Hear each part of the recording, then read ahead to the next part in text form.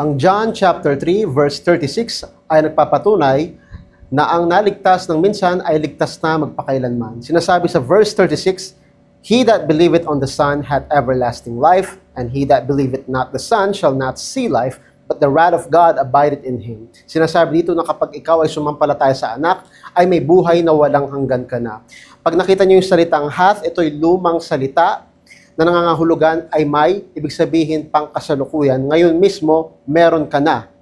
Hindi niya sinabing magkakaroon ka, pero ang sinasabi niya ngayon mismo ay may. Halimbawa, ako ay may Biblia, hindi niya sinabing ako ay magkakaroon, ibig sabihin in the future, ngayon pa lang meron ka ng buhay na walang hanggan kapag ikaw ay nagtiwala kay Kristo ng lubusan, full faith, full trust sa kanyang ginawa at ikaw ay naligtas na sa panahon na yon.